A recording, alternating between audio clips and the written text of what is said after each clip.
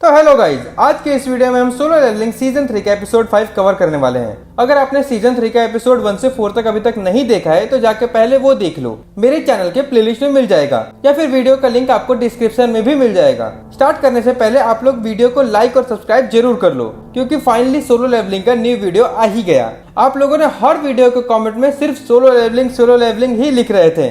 मैंने सोचा कि बीच बीच में न्यू एनिमे भी लाऊं जिनकी स्टोरी सच में काफी अच्छी है, उसकी वीडियोस वगैरह अपलोड करूं, क्योंकि जैसा कि आपको पता है कि सोलो लेवलिंग का सीजन 3 2027 या 28 तक आएगी, तो अब इतने टाइम तक तो सोलो लेवलिंग कवर नहीं कर सकते, इसीलिए न्यू एनिमे भी अपलोड कर रहा था। बट आप लोगों ने उस वीडियो पे बिल्कुल सपोर्ट नहीं दिखाया। खैर जो भी हो, फाइनली सोलो लेवलिंग का वीडियो ले आया हूँ, तो कम से कम इस वीडियो पे लाइक और सब्सक्राइब में कोई कमी मत दिखाना। तो चलो फिर शुरू करते हैं बिना किसी देर के। सीजन 3 एपिसोड 5 स्टार्ट होता है और हम देखते हैं जिन्वो और आर्किटेक्चर का फाइट स्टार्ट होने वाला था, बट जिन्वो के सिस्टम से एक नोटिफिकेशन आ जाता है कि तुम्हारा हार्ट स्टॉप हो जाएगा अगर तुमने 10 मिनट के अंदर एनिमी को डिफीट नहीं किया तो। ये देख करके जिन्वो शॉक हो जाता है और आर्किटेक्चर से पूछता है, आखिर कौन हो तुम? जिस पे आर्किटेक्चर बोलता है, मैं तुम्हारे सिस्टम का क्रिएटर हूँ।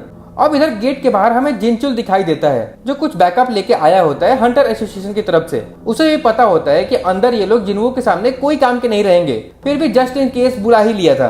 जिनचुल जैसे ही गेट के पास जाता है, उसे एक स्ट्रॉन्ग ऑरा फील होता है। वो समझ जाता है कि ये रेड उसके बस की बात नहीं है। वो तुरंत वहाँ खड़े एक हंटर को बोलता है कि पास में जो भी गिल्ड है उनको कांटेक्ट करने को। वो हंटर बताता है कि यहाँ पास में ही एक दूसरा गेट खुला है जिसमें हंटर गिल्ड वाले जाने की तैयारी कर रहे हैं, मतलब जोंगिन और चाहिन का गिल्ड। जिनचुल तुरंत उन्हें कांटेक्ट करने के लिए बोलता है कि ये एक इमरजेंसी सिचुएशन है, तो उनको वो डंजन छोड़ के यहाँ आना होगा। अब अंदर हमें फिर से जिन्वो दिखाई देता है, जिसकी फाइट स्टार्ट हो गया था, बट इस बार उसका ओपोनेंट काफी ज्यादा स्ट्रांग होता है। वो अचानक से जिन्वो के सामने आ जाता है। ये सब इतना फास्ट होता है कि जिन्वो भी नोटिस नहीं कर पाता। उसके बाद आर्किटेक्चर जिन्वो को एक जोर से पंच मारता है, जिससे जिन्वो काफी दूर जाके गिरता है। और इससे पहले कि वो उठ पाता, आर्किटेक्चर फिर से जिन्वो के पास आ जाता है और इस बार दोनों हाथों से पंच करने वाला होता है। जिन्वो जैसे तैसे बचने की कोशिश करता है, बट उसके पास इनफ टाइम नहीं होता। बट वो किसी तरह से लास्ट मोमेंट पे उसके दोनों हाथों को रोक लेता है। ये देख करके आर्किटेक्चर भी सरप्राइज हो जाता है और बोलता है, वाह क्या बात है, तुम तो मेरे से ज्यादा स्ट्रांग निकले। और अपने तीसरे हाथ से उस पे पंच मार देता है, क्योंकि उसके पास 8 हाथ होते हैं। बट जिन्वो भी इस बार रेडी था। वो पंच खाने के बाद भी इस बार अपनी जगह से बिल्कुल नहीं हिला और एक जोर से काउंटर पंच आर्किटेक्चर को मारता है, जिससे आर्किटेक्चर भी काफी दूर चला जाता है। बट वो खुद को संभाल लेता है और बोलता है, किसने सोचा था कि एक इंसान से फाइट करना इतना इंटरेस्टिंग होगा। जिन्वो भी इधर मन में सोच रहा होता है कि ये बाकी ओपोनेंट के कंपेयर में काफी स्ट्रांग है, बट मैं ये कर सकता हूँ। फिर वो आर्किटेक्चर से बोलता है, तुमने अब तक मेरे सवालों का जवाब नहीं दिया कि आखिर तुमने ये सिस्टम क्यों डिजाइन किया और मुझे ही क्यों चूज किया प्लेयर के लिए। आर्किटेक्चर बोलता है कि मैं समझ सकता हूँ कि तुम्हारे पास बहुत सारे सवाल हैं और तुम सोच रहे होगे कि मुझे मार दोगे तो कभी जवाब नहीं मिलेगा। तो मैं बता दूं कि ये मैटर नहीं करता है कि तुम मुझे मारते हो या नहीं, तुम्हें तुम्हारे सवालों का जवाब हर हाल में मिल जाएगा। ये पहले से ही डिसाइड है। इसके बाद जिन्वो देखता है कि क्लोज रेंज में फाइट करना डिसएडवांटेज हो रहा है, तो वो अपनी रूलर अथॉरिटी का यूज करके लॉन्ग रेंज अटैक करता है। बट आर्किटेक्चर भी सेम अटैक जिन्वो पे करता है, मतलब जो अटैक जिन्वो कर सकता है वो सब अटैक आर्किटेक्चर भी कर सकता था, क्योंकि ऑफ कोर्स उसने ही उसका सिस्टम डिजाइन किया था और स्किल दिया था। जिन्वो समझ जाता है कि लॉन्ग रेंज अटैक भी बेकार है। जिन्वो फिर से पूछता है कि आखिर तुम मुझे इस तरह की पावर कैसे दे सकते हो और मुझे ही क्यों चूज किया गया। तो आर्किटेक्चर बोलता है, सच तो ये है कि मैंने तुम्हें चूज नहीं किया है, बल्कि इसका अपोजिट है। मैं तो एक सिंपल सा डिजाइनर हूँ तुम्हारे सिस्टम का। जिन्वो देखता है कि अब सिर्फ 6 मिनट 19 सेकंड बचे हैं, तो अब ज्यादा टाइम नहीं है, इसीलिए क्लोज रेंज अटैक करने के अलावा कोई ऑप्शन नहीं था। इधर आर्किटेक्चर भी अपने 8 हाथ में वेपन निकाल लेता है और जिन्वो पे अटैक कर देता है। जिन्वो जैसे तैसे डॉज कर रहा होता है, बट एक टाइम के बाद वो नोटिस करता है कि उसका सेंस पहले से ज्यादा शार्प होने लगा है और वो उसके सारे अटैक को डायरेक्ट प्रिडिक्ट कर रहा है और इजीली डॉज कर पा रहा था। और तो और अब वो उसकी स्पीड को ही मैच करने लगा था। ये देख के आर्किटेक्चर भी शॉक हो जाता है, ये पॉसिबल नहीं हो सकता, ये मेरे अटैक कैसे डॉज कर सकता है और पहले से ज्यादा फास्ट कैसे हो गया अचानक से। इधर जिन्वो न सिर्फ डॉज कर पा रहा होता है, बल्कि अटैक करना भी स्टार्ट कर देता है और आर्किटेक्चर का एक हाथ काट देता है अपने डैगर से। आर्किटेक्चर सोचता है, अब समझ आ रहा है मुझे कि आखिर इसे ही क्यों चूज किया गया प्लेयर बनने के लिए। वो गुस्सा हो जाता है और बोलता है, तुम सिर्फ एक मामूली से इंसान हो, तुम्हारी हिम्मत कैसे हुई। इधर हमें दिखाई देता है कि अब सिर्फ 3 मिनट 45 सेकंड बचे थे और आर्किटेक्चर खुद डायरेक्टली फाइट करने के बजाय बाकी सारे स्टैचू को भेज रहा होता है ताकि वो जिन्वो का टाइम वेस्ट कर सके। बट जिन्वो अपनी रूलर अथॉरिटी का यूज करके बाकी सारे स्टैचू को एक साथ दूर फेंक देता है और उसके पास सिर्फ 3 मिनट 15 सेकंड बचे थे। वो भाग के फिर से आर्किटेक्चर के पास जाता है और अपने डैगर से अटैक करके उसके 2 और हाथ काट देता है। बट जब वो आर्किटेक्चर से फाइट करने में बिजी होता है तभी पीछे से एक सील्ड वाला स्टैचू आ जाता है और वो पीछे से अपने सील्ड से जिन्वो के शोल्डर पे अटैक कर देता है। जिन्वो तुरंत हवा में उड़ के अपने एल्बो से उसका सर क्रश कर देता है और तुरंत पीछे घूम के आर्किटेक्चर पे अटैक करके उसके 2 और हाथ काट देता है। लेकिन अब उसके पास सिर्फ 2 मिनट 13 सेकंड ही बचे होते हैं। बट जिन्वो यहाँ नहीं रुकता, वो आर्किटेक्चर को पंच मार के दूर फेंक देता है और उसके ऊपर चढ़ के अपना डैगर उसकी गर्दन पे रख देता है और बोलता है मैं जीत गया अब। जिसके बाद आर्किटेक्चर फाइनली बोलता है चलो मैं हार गया, टेस्ट खत्म हो गया अब। और रहा बात तुम्हारे सवालों का, तो उसका जवाब तुम्हारे ही अंदर है। और जिन्वो को एक नोटिफिकेशन आता है कि क्या आप अपनी मेमोरी में स्टोर किए गए डाटा को पुनः प्राप्त करना चाहेंगे। जिन्वो सोचता है तो इतने टाइम से मेरे मेमोरी में ही सारा डाटा स्टोर था। फिर उसके बाद वो उसको एक्सेप्ट कर लेता है। अब जैसे ही वो एक्सेप्ट करता है उसके चारों तरफ काफी तेज रोशनी हो जाती है और वो एक अलग ही वर्ल्ड में चला जाता है जहाँ उसको बहुत सारे मॉन्स्टर की आर्मी दिखती है। जितने भी तरह के मॉन्स्टर से उसने फाइट किया था आज तक वो सब वहाँ होते हैं। जिन्वो देखता है कि वो लोग ऊपर आसमान की तरफ देख रहे होते हैं, तो जिन्वो भी ऊपर देखता है तो उसे पर्पल स्काई दिखाई देता है और ऊपर काफी सारे गेट खुले हुए होते हैं। ये देख करके जिन्वो शॉक हो जाता है। वो सोचता है अगर इतने सारे मॉन्स्टर एक साथ अर्थ पे आ गए तो ह्यूमैनिटी के पास कोई चांस ही नहीं है सरवाइव करने का। लेकिन यहाँ उन मॉन्स्टर का ओपोनेंट ह्यूमन नहीं होते हैं। हमें दिखता है कि उस गेट से काफी सारे सिल्वर सोल्जर आने लगते हैं। हालांकि मॉन्स्टर के कंपैरिजन में उनकी संख्या कम होती है, बट वो मैटर नहीं करता क्योंकि वो लोग काफी ज्यादा स्ट्रांग होते हैं। उन दोनों के बीच में फाइट स्टार्ट हो जाती है और सिल्वर सोल्जर काफी इजीली सारे मॉन्स्टर को मार रहे होते हैं। वार स्टार्ट हुए कुछ ही समय हुआ होता है कि सिल्वर सोल्जर ने ऑलमोस्ट सारे मॉन्स्टर को मार दिया होता है। पूरा बैटलफील्ड में खून की नदियां बहने लगती है और चीखने चिल्लाने की आवाज गूंजने लगती है। बट तभी वहाँ कुछ अनएक्सपेक्टेड होता है। मॉन्स्टर के साइड से एक शैडो में एक सोल्जर निकल के आता है और अराइज बोलता है, जिसके बाद जितने भी मॉन्स्टर वहाँ मर गए थे वो सब फिर से जिंदा हो जाते हैं और उसकी आर्मी का पार्ट बन जाते हैं। ये देख के जिन्वो सोचता है ये तो मेरी पावर है, बट इतने सारे शैडो सोल्जर तो मैं भी एक्सट्रैक्ट नहीं कर सकता। जिसका मतलब था ये और कोई नहीं, शैडो मोनार्च था। और अब उसने सारे मरे हुए मॉन्स्टर को अपनी शैडो आर्मी में ऐड कर लिया था। जिसके बाद जो फाइट अभी तक सिल्वर आर्मी वन साइड जीत रही थी वो अब इजीली हारने लगती है। शैडो मोनार्च और उसकी इमॉर्टल आर्मी ऑलमोस्ट सारे सिल्वर सोल्जर्स को मार देते हैं। वो लोग जीतने ही वाले होते हैं तभी वहाँ फिर से कुछ अनएक्सपेक्टेड होता है। लेकिन अब सीन शिफ्ट हो जाता है और हमें डबल डंजन के गेट के बाहर जिनचुल दिखाई देता है, जो अपने साथ हंटर गिल्ड के मेंबर्स को भी लेके आया होता है। जोंगिन बाहर से ही बहुत स्ट्रॉन्ग मैजिक पावर सेंस कर रहा होता है। वो जिनचुल से पूछता है तुम श्योर हो ना कि जिन्वो यही है? जिनचुल बोलता है हाँ बिल्कुल।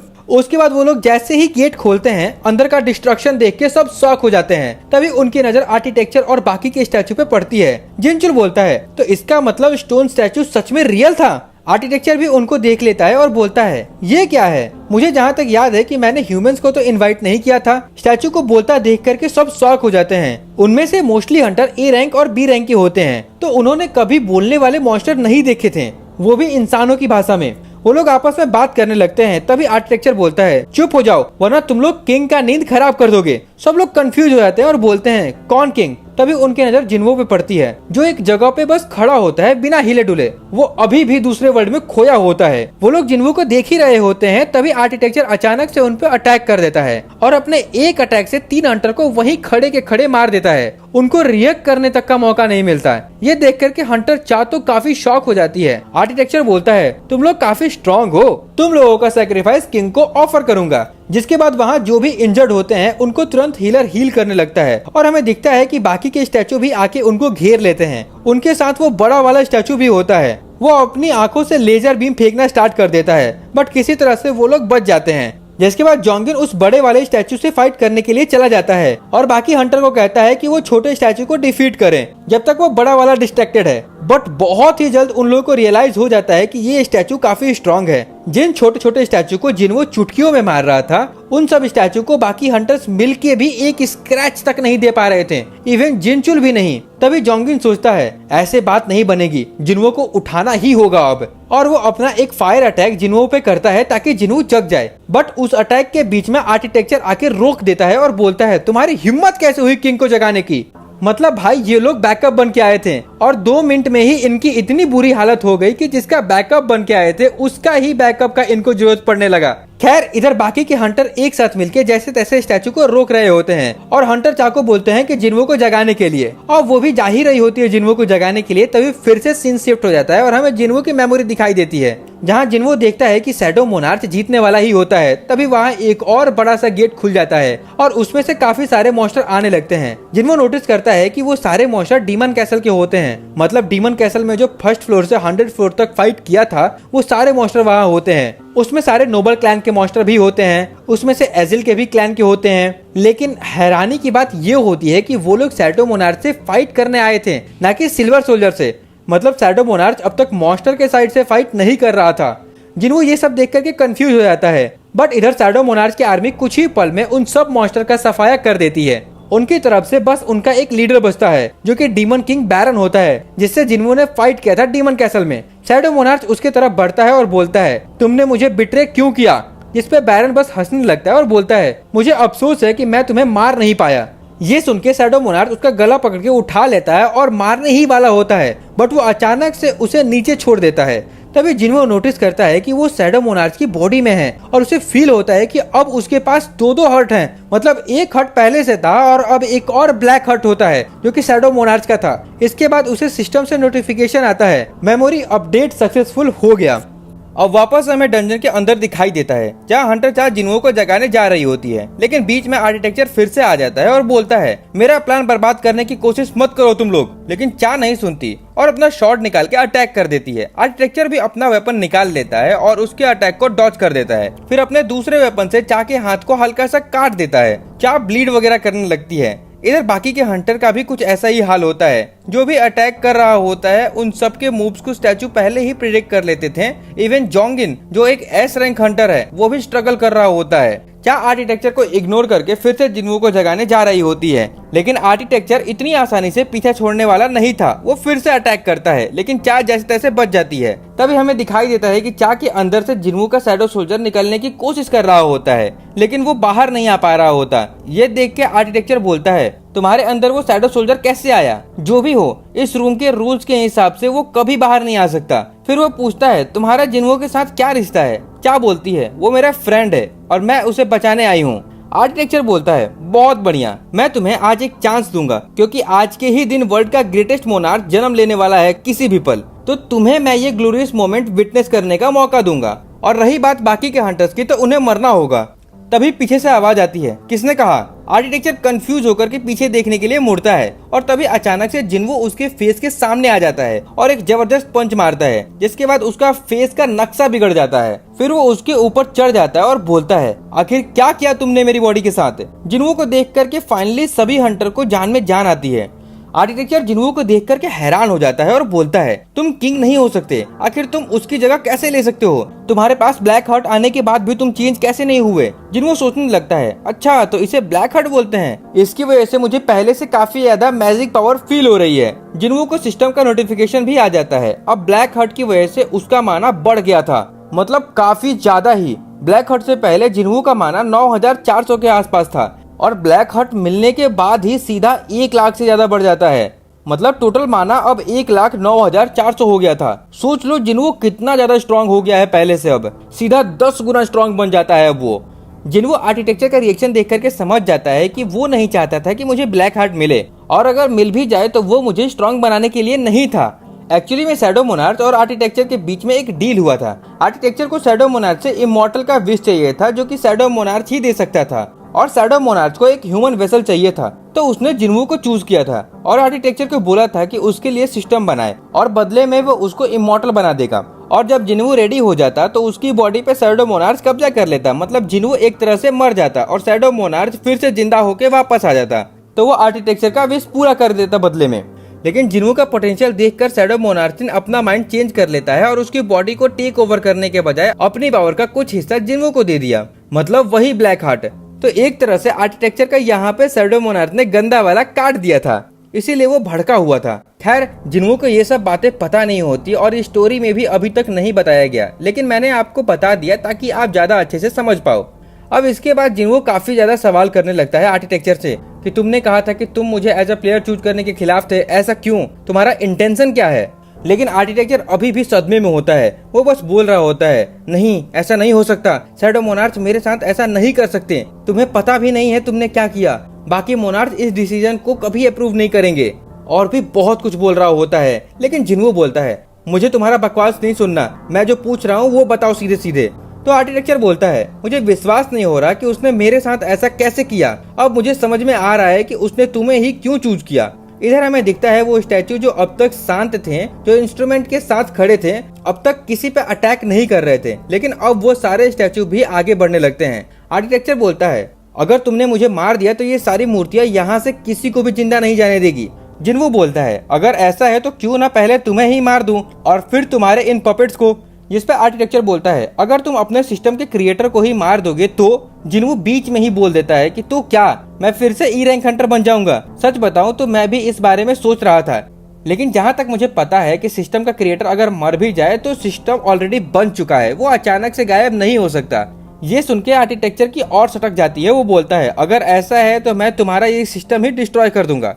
और वो जिन्वो के सिस्टम को डिस्ट्रॉय करने की कोशिश करता है, लेकिन उसे एक नोटिफिकेशन दिखाई देता है, सिस्टम ने क्रिएटर के एक्सेस को ब्लॉक कर दिया है। ये देख करके उसकी और सटक जाती है। वो बोलता है, नहीं ऐसा नहीं हो सकता। लेकिन अब हमें दिखाई देता है कि जिन्वो अपने सिस्टम को खुद कंट्रोल कर सकता था, उसे अब आर्किटेक्चर की कोई जरूरत नहीं थी। इसलिए अपने एक फाइनल अटैक के साथ वो आर्किटेक्चर को मार देता है। इसके बाद हमें गेट के बाहर कुछ हंटर दिखते हैं जो बात कर रहे होते हैं। हंटर गिल्ड वालों को गए हुए घंटों हो गए, वो अब तक बाहर क्यों नहीं आए, अंदर ऐसा क्या हो रहा है। तभी उन्हें दिखाई देता है कि अंदर से कोई आ रहा है। अंदर जो भी हंटर्स गए होते हैं उन सबकी हालत बहुत बुरी होती है। ये देख के बाहर के हंटर शॉक हो जाते हैं और सोचने लगते हैं, आखिर अंदर ऐसा क्या हुआ जो इन सबकी हालत इतनी खराब है। ये तो सिर्फ एक सी रैंक गेट है। Even S rank Hunter Jongin और चा भी काफी बुरी तरह से इंजर्ड होते हैं। तभी जिनचुल आगे आता है और वहाँ खड़े हंटर से बोलता है, डेड हंटर्स की बॉडी को बाहर निकालने में हेल्प करो। ये सुन के सब और शॉक हो जाते हैं कि इस मिशन में हंटर्स मर भी गए हैं। तभी हमें दिखाई देता है कि जिन्वो भी डंजन से बाहर आ जाता है। उसके मन में अभी भी बहुत सारे सवाल होते हैं। इधर हमें दिखता है कि वो सारी डेड बॉडीज बाहर लेके आ जाते हैं। इस रेड में टोटल 20 हंटर मर गए थे। जिनचुल बोलता है, अगर ये डंजन ब्रेक होता तो कैजुअलिटीज इससे ज्यादा होती। और जिनचुल अपने डिसीजन पे रिग्रेट कर रहा होता है। वो बोलता है, मेरी गलती है कि मैंने हंटर गिल्ड वालों को हेल्प करने के लिए बुलाया और इतने सारे लोग मर गए।